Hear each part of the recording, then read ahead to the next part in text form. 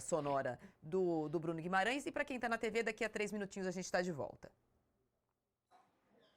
Ô Ivan, toca aí do Bruno Guimarães, porque o Bruno Guimarães tentou alguma coisinha, mas também reclamar do campo, reclamar do vento, do calor, a gente tá estreia. Bom, gente, era estreia do Marrocos também. É, estreia de jogadores muito jovens do Marrocos. A gente está falando sobre, entre aspas, o culpado, evidentemente não é uma vilanização de alguém, mas os jogadores que mais deixaram a desejar ontem são jogadores com experiência de Copa do Mundo. É o Casimiro, é o Paquetá, estavam na última Copa, o Alisson estava na última Copa. Não são jogadores que apareceram ontem, olha, na estreia da Copa do Mundo, o Luiz Henrique deixou a desejar. Copa ontem só tinha o Douglas Santos e o Igor Thiago, do time que iniciou. E o Igor Thiago, eu concordo com você, da posição dele no Brentford e a Premier League que ele fez de um time que luta para sobreviver na primeira divisão. A questão é, ele joga diferente também no Brentford. Tem cruzamento na área do Brentford. O Brasil tem 2 laterais que não passam no meio de campo, que não fazem uma jogada de lateral. Talvez, se ele tivesse jogado com o Luiz Henrique no primeiro tempo, essa bola poderia ter chegado mais vezes. Eu não estou defendendo o Igor Thiago, mas eu acho que o Ancelotti escalou um time que não deu liga, não deu match. O Paquetá aberto na direita não joga, o Casemiro muito espaçado no meio de campo, o meio de campo do Brasil foi engolido pelo time coletivamente forte do Marrocos, que subiu a marcação. Na primeira jogada a gente sabia o que ia acontecer, eles saíram com a bola, deram um chutão, subiram a marcação. E o Brasil não conseguiu sair das cordas. O problema é o seguinte, quando você tem uma oportunidade num jogo truncado, com poucas chances como sim. ontem, para um cara que é referência de camisa 9, se o cara não faz, bicho, já tem que sacar do time. Aconteceu a mesma coisa no último amistoso. Ele teve 2 oportunidades claras que não pode errar. É sempre uma bola que escapa, é 1 centímetro que vai para frente, é um domínio que é mal feito, entendeu? Assim, não dá. Se você se propõe a ser referência do Brasil, como camisa 9, como o Igor Thiago está sendo escolhido pelo Ancelotti, você não pode vacilar desse jeito, meu. Com todo respeito, é Copa do Mundo. E isso você separa os jogadores comuns dos jogadores fora de série, dos jogadores extra classe. E ele revelou que não é.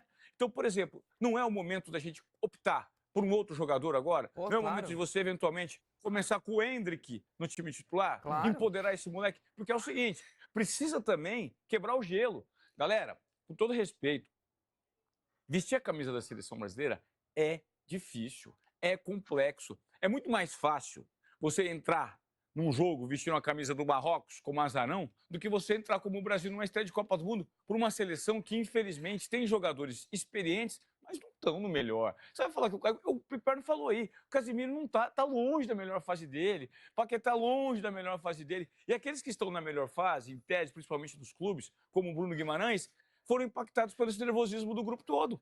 Eu não sei se você pensa nisso, Morelli, mas o Endrick, para mim, poderia, na próxima partida, começar como titular. Se quiser jogar com atacante, eu acho que é a vez ele colocar o Endrick, se ele quiser jogar com atacante. Eu queria voltar na declaração do Cunha, Matheus Cunha. Eu tô para ver ainda, e aí eu lembrei disso porque eu encontrei o Romário ontem no estádio, e o Romário, se ele não fosse escalado, ou se ele achasse que poderia ser escalado e ficasse fora, o Romário falaria alguma coisa diferentemente do que falou o Matheus Cunha. Não dá para você aceitar um banco e falar que tá todo mundo ali para jogar, para ajudar. Gente, você tem que ter um pouco mais de personalidade. Você tem que ter um pouco mais de vontade de querer jogar na seleção brasileira. Se você tá preparado, se você tem confiança, é por isso que eu lembrei do Romário. Se você tem confiança, eu queria jogar assim, eu treinei a semana, e chegou na hora do jogo, o professor fez uma mudança, tudo bem, eu respeito, mas eu queria jogar assim. Então ele teria que falar um pouco. Eu tô para ver um pouco mais essa personalidade em jogadores da seleção brasileira. Não dá para você aceitar tudo que é feito, e tudo bem. Vamos pensar no próximo jogo, tudo bem, vamos tentar melhorar. Não é assim que funciona, gente. Não é assim que funciona. O torcedor tá um pouco cansado. O cara que tá aí com a gente, nos acompanhando, ele tá um pouco cansado dessa mesmice do discurso dos jogadores da seleção brasileira. É preciso ter um pouquinho mais de personalidade. Não, erramos, foi culpa minha, eu errei, eu não fui bem, talvez o Fabinho que entrou no meu lugar merecesse continuar jogando porque ele tá melhor nesse momento do que eu. Talvez, eu queria jogar assim porque eu treinei a semana inteira e eu estava preparado para entrar e o professor não me pôs, isso e aquilo. Precisa ter um pouco mais de personalidade, gente. Esse negócio de fechar o grupinho e ficar só entre eles ali, a gente já viu que não funciona. Não funcionou em 2006, em 2010, em 2018, em 2022 e começou mais ou menos, muito para menos do que para mais em 2026. Então é preciso ter um pouquinho mais de personalidade. O Igor Thiago já teve as suas chances na seleção brasileira. Eu acho que a gente já viu do que ele é capaz e do que ele não é capaz. Eu acho que está na hora de mudar. E se você quer colocar um atacante na área, se o Ancelotti, a seleção brasileira, quer jogar com atacante na área,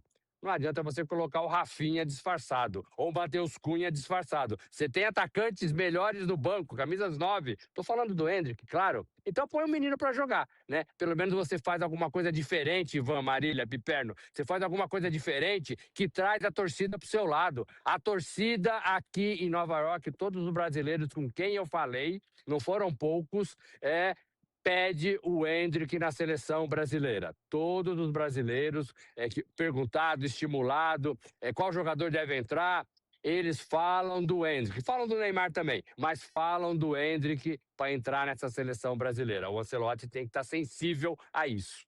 Ó, para você que tá no canal 143 LG, a gente estava acabando de ouvir o Morelli falando sobre a questão do Igor Thiago ainda, a gente se estendeu nesse assunto aqui durante o intervalo, e sobre a possibilidade da escalação do Endrick, como o Endrick, né, a Endrick mania nesse programa é geral. Eu vou ler um superchat, você está com a gente aqui no superchat, no YouTube com a gente, o Júlio Bruno mandou um superchat dizendo: olá amigos, Igor Thiago me pareceu tímido com a titularidade, só que na seleção não é espaço para timidez. Então, a partir de agora, está aberta a porta para Endrick mania. Qual é a explicação para este menino? Não é nem sair jogando, ele não tem entrado no jogo de ontem. Fábio Piperno, você que é muito amigo do Ancelotti, é um parcelote. Vamos lá, qual a explicação para a gente falar, não, tudo bem, o professor, ele... Olha, se fosse o Tite, se fosse o Diniz, se fosse o professor Dorival, que numa situação como essa, ou se fosse o Abel, que na semifinal da Libertadores não colocou o Endrick. Não fala isso. Qual é a explicação, assistindo ao jogo de torturar. ontem, para não ter colocado o Endrick? Eu tenho a impressão que ele deve ter ligado lá pro professor Abel e falado: Abel, lembra aquele jogo lá de 2023 que você não colocou na semifinal? Acho que eu vou fazer igual. Deu certo? Aí caiu a linha, porque o professor aqui ia falar: não deu tudo errado e estão me criticando até hoje. Bom, eu acho que tem muito de questão conceitual. Ele queria um 9-9-9 e demorou, aliás, para ver que não deu certo. Acho até que ele, pro segundo tempo, ele começou a fazer mudanças que melhoraram um pouco o time, mas ficou faltando essa. Agora, a entrada do Endrick, ela resolve uma outra questão. Talvez ela resolva uma tripla questão. O Endrick é o jogador mais qualificado que o Igor Thiago. Olha lá, você viu a foto que a gente colocou? Endrick is the new Pelé. A gente tinha uns cartazes ontem no estádio, né? Endrick is the new Pelé. Eu sou, enfim... Endrick Mania. Super fã do Endrick e não é de hoje, né? Eu acho que o Endrick, ele, depois do Neymar, talvez tenha sido o grande, enfim, pelo menos o talento mais precoce que o Brasil revelou nesse século. Se ele vai chegar a ser um grande jogador com 21, 22, 23, eu não sei. O que eu sei é que com 18 ele já era melhor que os outros, inclusive ele tinha status de seleção brasileira, já tinha feito gol em Wembley, no Bernabéu, e os outros não. Mas ele entrando, ele resolve para mim um triplo problema. Primeiro, ele é um jogador mais talentoso, mais qualificado que o Igor Thiago. Isso já é um. Segundo, o Endrick não é um 9-9-9 puro sangue de ficar o tempo todo como homem de referência. Ele é um jogador de movimentação, de talento, Pode até de fazer buscar o o corredor jogo. do lado direito que o Paquetá ontem não fazia. Exato, ele vai sair para o lado, vai colocar mais em jogo o Rafinha, vai colocar mais em jogo o Vinícius, porque às vezes falta também alguém para jogar com o Vinícius, porque vejam só, o Vinícius e o Rafinha, eles olham para trás, não tem lateral chegando. Não tem. Porque essa safra não tem esse cara. Então, eles olham e falam, bom, eu tenho que me virar. Para eles se virarem, tem que ter mais de um atacante perto, ou pelo menos a chegada de um homem de meio campo, que nem sempre ele conta arrasta, com isso. Né? Ontem não tinha nenhum jogador que Exato, fizesse para isso. levar a marcação, enfim, arrastar a marcação. E a movimentação do Endrick, a mobilidade do Endrick, e a inteligência do Endrick para o passe rápido, porque o Endrick também tem isso, eu tenho certeza que fará crescer tanto o Rafinha quanto o Vinícius. Meninos aí nos Estados Unidos? que é jogo após jogo, né? A gente fica sempre fazendo aqui um ensaio de futurologia sobre o que pode acontecer. Que o Endrick tem que entrar é um fato. Eu acho que talvez ele esteja convencido. A gente tem que entender como o Ryan pode ter uma oportunidade nesse time também, levando em conta que tudo que a gente viu até agora foi perdido, foi falho. O Vinícius Júnior, a gente está falando dele, ele foi o cara que nos salvou ontem, mas, assim, com todo respeito, o Vinícius Júnior também ficou muito aquém do que ele poderia representar, né? Porque o time estava mal. Eu vi bolas no segundo tempo dele que ele, em vez de tentar 1-2, ele tentava resolver sozinho no drible e não conseguia. E aí você pega uma seleção completamente despreocupada como a do Egito, com esse menino, o Boadi, que o Piper não citou, de 18 anos, entrou sem estar intimidado, bem pra caramba. Esse cara está sendo disputado pelos grandes times europeus, né? Ele é meio campo do Lille e roubou a cena ontem. E o Vini Júnior, apesar dele ter tido... Esse é o momento de você separar os homens dos meninos, os caras que decidem dos caras que não decidem. Porque uma jogada típica do Vini Júnior, que é levar para a linha de fundo, cortar para o meio e chutar, ele fez. Isso é um lance característico dele. E a gente precisa disso. Então ele teve uma bola. Nós não podemos esquecer também que o Paquetá teve uma bola, pegou ela meio de sem pulo ali de voleio, o goleiro do Marrocos fez a defesa. E eu queria trazer um outro tema para vocês, que é o Alisson. Vocês acreditam que o Alisson falhou no gol? Qual que é o nível de responsabilidade daquela saída de bola para o Alisson? Porque ele fez uma defesa muito importante depois no jogo, né? É uma bola que a sensação que dava que essa bola ia sair, mas ele foi, não dava para deixar, não dava para ficar no golpe de vista, ele foi nela, alcançou, quase deu um rebote, porque ele defendeu, a bola estava muito no canto, que inclusive eu acredito que ia sair, mas ele pegou e, um golpe de vista, defendeu. Teve falha na saída do Alisson para vocês? Assim, dava para ter evitado, porque a percepção que a gente tem assistindo ao jogo do estádio, assistir ao jogo do estádio tem o bônus e o ônus. Quando você vê, pelo menos na sala de imprensa, não tem narração, você fica meio distante, você tem uma janela de vidro que você não está conectado com a alegria do povo, a sintonia da torcida, porque é mais silencioso. Então você vê o replay ali, mas é num outro time. Eu queria saber de casa, vocês, revendo o lance, teve a sensação de que ele falhou no gol? Achei uma saída de um goleiro de seleção brasileira não pode fazer. Ele titubeou, ele estava onde ele estava quando o gol sai, ele não poderia fazer a defesa, ele está na meia-lua. Então, ele estava num lugar completamente equivocado. Acho que a saída dele foi errada. Eu acho que ele... Onde ele está? Aí ele não pode fazer a defesa. Então, eu acho que ele demorou para se definir no lance e o jogador marroquino aí tocou com muito talento, mesmo com a hesitação do Alisson. Um jogador de menos talento talvez carimbasse o goleiro. Ele deu tapa e, aliás, o Olé, de uma forma muito respeitosa, inclusive, disse que esse gol foi uma homenagem ao talento fantasista e põe pontinhos assim, do futebol brasileiro. Quer dizer, tipo, olha, vocês tomaram um gol de uma forma que o futebol brasileiro antigamente fazia, e hoje quem está fazendo é Marrocos. Morelli, qual foi a sua sensação?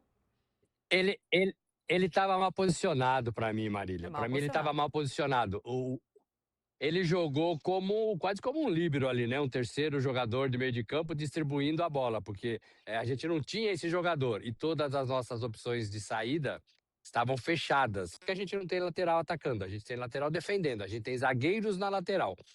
Isso é um problema também e a gente vai ter que conviver com isso e esse não dá para mudar. Esse não dá para mudar porque você vai ter que abrir mão de jogadores. Mas eu achei que ele estava posicionado. Então, essa função que ele tinha e provavelmente que ele treinou durante a semana, ele usou muitos pés.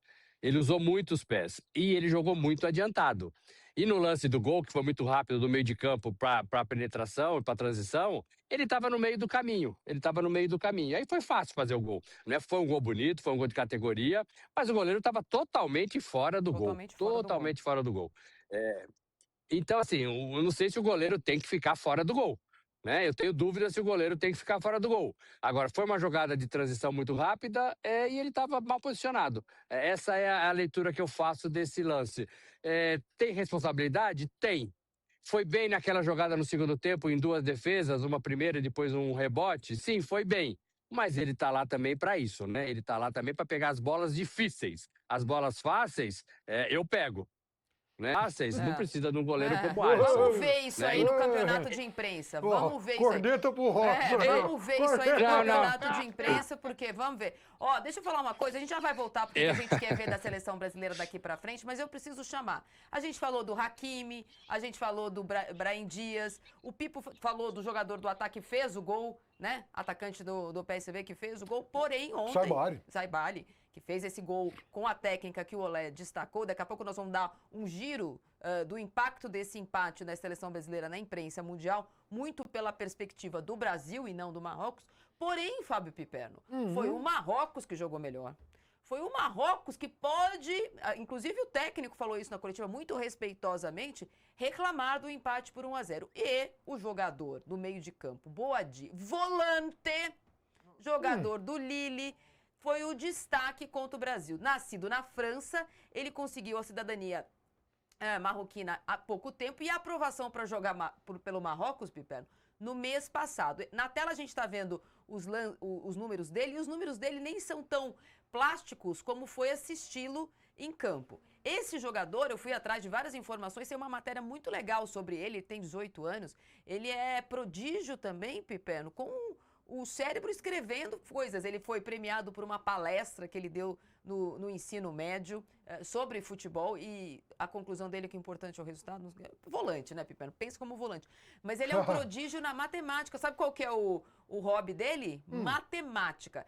Boadi, Coringão, pode contratar. Eu acho que o Coringão deve estar pensando em outros alvos e tem um probleminha chamado transfer ban. De qualquer forma, aliás, o Lille é um grande formador de talentos. Impressionante como sai gente de alto nível desse time. Mas olha, vejam só esse número impactante, o número de passes que ele deu. Alguns e tal. Se você juntar os dois do meio-campo do Brasil, exatamente, ficou bem longe, mas dá pouco mais da metade. A gente falou que o Casemiro tentou 18 passes e o Fabinho 17. Ele tentou 66 passes. A bola passou 66 vezes por ele. O Boadi sozinho, ele tocou na bola quase que o dobro dos vezes. Dois volantes do Brasil somados. Dá um pouco da noção do que foi a movimentação desse garoto. Tirando o cabelo dele, que lá de cima onde vocês estavam na posição de imprensa chamava a atenção, então era fácil achar ele em campo, queria que vocês falassem desse debut. O Brasil estava tão nervoso para a estreia, ele não estava nem aí, ó. Malvadão, a sensação que eu tive é que ele é um cara frio, malvadão, alto, magro, forte e que dominou o meio campo, não sentiu pressão. Louco. Isso explica, talvez, essa personalidade que ele tem, não só dentro do campo de futebol. Então, vem cá, como é que o técnico do Marrocos coloca esse cara para jogar com tão pouca idade no meio campo e não coloca o Endrick? Isso que me pega. Cara, se tem algo que a seleção precisa, é personalidade. Vocês concordam comigo? Individualmente, personalidade? Tanto que foi a personalidade do Vinícius Júnior ontem que resolveu a partida, certo? Ele é o jogador de maior protagonismo e personalidade dessa seleção. Acredito que todos aqui pensam da mesma forma, certo? Levando em conta que o nível não está tão alto de protagonismo. Vinícius Júnior é o cara. Quem que é o segundo cara que tem personalidade nessa seleção? Não é o Endrick? Cadê o Endrick em campo? E aí eu fico pensando também no elemento Neymar. O que o Neymar poderia contribuir hoje, por exemplo? Hoje, eu acredito que a seleção está de folga. Eu não sei qual que é a programação da seleção brasileira, mas eu acho que os jogadores teriam folga hoje, tá? Mas eu fico pensando, nessa rebordosa de 1-1, é um empate com gosto de derrota. Que papel o Neymar tem nos bastidores, já que ele não está podendo contribuir dentro de campo? Aí que eu fico me pegando. Se o Neymar, muita gente falou, o simples fato dele estar presente, ele já é uma liderança que ajuda nos bastidores, qual seria o papel do Neymar hoje numa rebordosa, numa ressaca da seleção brasileira com os caras que não foram bem? Será que a galera vai lá beber da fonte do Neymar? Ô Neymar, se fosse você, será que o Neymar faz algum tipo de observação ali do banco de reservas, onde ele assistiu ao jogo, sobre o que aconteceu e o que ele poderia contribuir, eventualmente com os jogadores ou com o próprio Ancelotti? Então, isso eu fico me questionando. E aí a pergunta é, cadê o Endrick, cara? Não tem jeito. A gente precisava ter colocado o Endrick. O Boadi é o maior exemplo de um jovem, assim, talento, prodígio, com uma responsabilidade que ele desconhece, né? Justamente talvez por ser jovem não tremeu. Então, vamos testar. Chegou o momento, não dá mais para brincar. O Haiti vem aí agora para a gente tentar entender quais serão os testes que o Ancelotti vai fazer, mas um teste que não dá para você sentir muito a vera. Porque o Haiti não é adversário aqui. É igual a gente pegar a referência que a gente teve contra o Panamá, em que o Paquetá comeu a bola e aí virou titular absoluto na seleção brasileira contra o Panamá. Próximo Entendeu? jogo Aí não chega pode contra o ser... Egito já não joga. Como você disse, próximo jogo tem que usar como um jogo treino. Se der certo, excelente. Jogo treino. Mas não é, olha, certezas absolutas também contra o Haiti, porque... com todo o respeito, fez jogo difícil, a gente vai falar do jogo deles contra a Escócia ontem, não foi um jogo fácil, mas entre aspas, o sparring do grupo, né, Pipo? E tem uma outra coisa, né? O menino de 18 anos, ele é marroquino, ele é da seleção do Marrocos, ele fez o jogo mais importante até aqui da carreira dele contra o todo-poderoso gigante Brasil. Então a probabilidade dele tremer é muito maior do que a de um jovem brasileiro que vai jogar contra Marrocos, convenhamos. É uma diferença de perspectiva. Né? Essa desculpa de todo mundo que passou pelo microfone de vocês, e todos eles muito experientes, falando que é a ansiedade da estreia. Senhores, os senhores têm 500 anos de futebol. Você falou sobre folga, Ivan, para passar a bola para o Morelli? Não tem folga hoje, não. Tem um treino mais curto, a partir das 11h30 da manhã, fechado para a imprensa, mas diz que tem treino hoje e a imprensa pode voltar ao CT do Brasil amanhã. Mas hoje, na teoria, a informação passada pela comunicação da CBF é que há treino, um regenerativo e outro para os reservas, etc. e tal. O Morelli, falando sobre as possibilidades para a próxima partida, nesse momento a Escócia é a líder do grupo com 3 pontos, venceu o Haiti ontem, num jogo que foi duro de assistir também, mas foi um jogo foi um jogo duro. E o Brasil precisa, para esse jogo, não só catando não está mais ansioso com a estreia, né? Não é mais estreia, mas pensando nisso que o Moré falou agora há pouco, em fazer saldo de gols. Porque se o Marrocos jogar como ele jogou contra o Brasil ontem, ele vai ganhar da Escócia, que é, na teoria, depois o jogo mais difícil depois do Brasil. E, teoricamente, quando você pensa em saldo de gols, você pensa em atacantes, você pensa em centroavantes, você pensa em fortalecer o seu setor ofensivo. Então, talvez aí o Endrick, que o Ivan falou, tenha a sua grande oportunidade. Aí ele faz 5 gols, né? E aí o Ancelotti vai ter que pensar um pouquinho com mais carinho no jogador. Eu acho que o Ancelotti gosta muito dele, eu só acho que o Ancelotti está muito preso essa filinha de substituição, essa filinha de jogadores que parece que estão um na frente do outro. Eu acho que não é assim que funciona a Copa do Mundo. Esse jogador do Marrocos, eu queria falar um pouquinho dele. O volante moderno, Marília, Piperno, Ivan, joga do jeito que ele joga. O volante moderno, ele pega na bola, ele sai para a direita, ele sai para a esquerda. A gente tem o Danilo Santos. A gente tem um volante desse, mas é outro que tem que entrar na fila para entrar no time. Exatamente, eu ia falar isso porque eu também vejo no Danilo exatamente o tipo de jogo que o Boadi faz e fez contra o Brasil. Ele pega na bola, ele sai em velocidade, ele sai para um lado, ele sai para o outro, ele não guarda a posição, ele joga de cabeça erguida, ele é um cara que constrói e não destrói. A característica dos nossos 2 volantes, apesar do Bruno ser um pouquinho mais para frente, é de destruir, é de marcar, é de impedir. A gente viu que o Marrocos tem um volante que pensa o contrário, E quando precisa, ele volta um pouquinho para ajudar também na defesa e forma ali um terceiro zagueiro. Então, isso é futebol moderno, Marília. Morelli, o Casimiro pisa no máximo até o círculo central. O Bruno Guimarães, eventualmente, vai até a intermediária do campo ofensivo. O Danilo mostrou, inclusive no amistoso, que é um cara que ele tem vigor físico para pisar na área e fazer gol. É o outro que está pedindo passagem. E muito antes disso, né? E muito antes disso, ele foi convocado porque ele fez boas para o Botafogo. Muito antes de fazer essa partida legal já na seleção brasileira. Então, assim, você precisa ter jogadores modernos, jogadores rápidos. A gente fala tanto de transição, a transição do Brasil é lenta. A gente viu isso também, a gente não abordou aqui, mas a transição do Brasil é lenta. Primeiro porque não tem laterais, então não tem para quem você passar a bola. Até o Vinícius se arrumar, até o Rafinha se arrumar do outro jeito, do outro lado. Sabe quando você está se arrumando para ir para a escola? Você tem que pôr tudo em ordem para a escola. Demora. O Brasil é uma transição lenta. Teve oportunidades contra o Marrocos de sair em velocidade, o Brasil recuou, o Brasil jogou para trás, o Brasil segurou a bola naquele estilo que o brasileiro não gosta e não quer ver mais. Muito diferente do que todos esses jogadores fazem nos seus respectivos clubes. Por isso que eu ponho o dedo na ferida, a responsabilidade dessa partida ruim, desse começo ruim, na minha opinião, apesar do empate, é do Mister.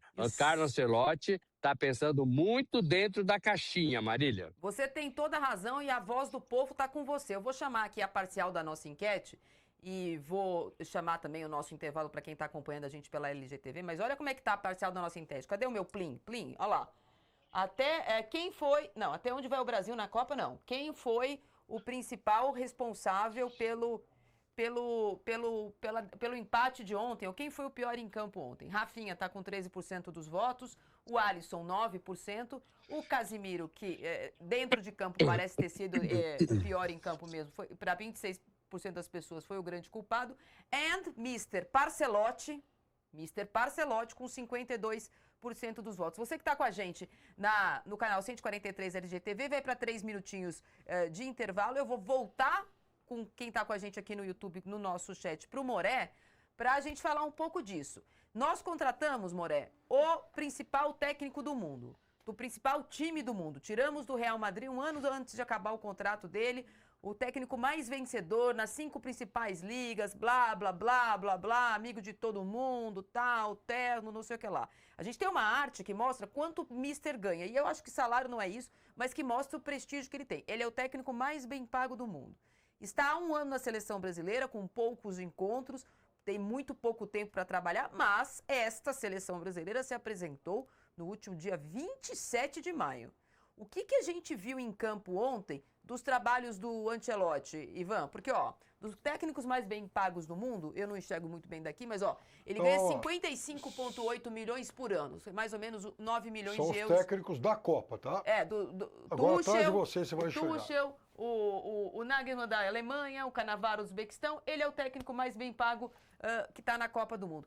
Puxa, não tem... O Brasil coletivamente ontem, Piperno e Moré, ele não tinha nada. Olha, com quase 20 dias de treino, com 2 amistosos no caminho, eu esperava que pelo menos a dupla Rafinha e Vini tivesse alguma conexão, ou que o meio-campo entre Bruno Guimarães e Casimiro, que pareciam ser a âncora do time no meio de campo, não a âncora que derruba, ontem derrubou, mas a âncora do time, tivessem um jogo de cintura. O professor Ancelotti, ele não pode ser cornetado só porque ele fala 5 idiomas na coletiva? Não, ele tem que ser cornetado, sim. Errou, tem que ser cornetado. Acertou, aplaude. Mas ontem o time começou errado, jogou...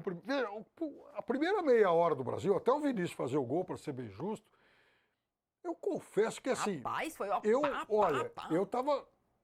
eu nunca me posicionei de forma otimista, fui muito cético, imaginava que esse jogo fosse ser um choque de realidade e tal, mas eu confesso que eu fiquei assustado com aquela primeira meia hora. Porque Marrocos fez só porque perdeu chance, desperdiçou e tal, né? Talvez falte ainda a seleção marroquina aquele grande finalizador. Porque estava com 2 desfalques titulares. Que estava com desfalques. Mas eu olhava aquele lateral esquerdo, que até outro dia era dúvida, machucou e tal, enfim, o Mazraoui. Ele pegava, ele disparava feito uma bala. Ele parecia, sabe, um carro esportivo jogando contra um monte de lada. Pô, mas era uma coisa muito diferente, o nível de rotação dele. Então, assustou. Eu confesso que eu temi uma goleada já naquele primeiro tempo. Felizmente depois o jogo mudou e tal, ficou, né, um pouco mais favorável para nós, mas de qualquer forma tem que mudar muita coisa. Repito, eu acho que ele tem peça para isso e eu acho que, e digo isso há séculos, o Danilo é o melhor de todos os jogadores de meio campo que o Brasil tem.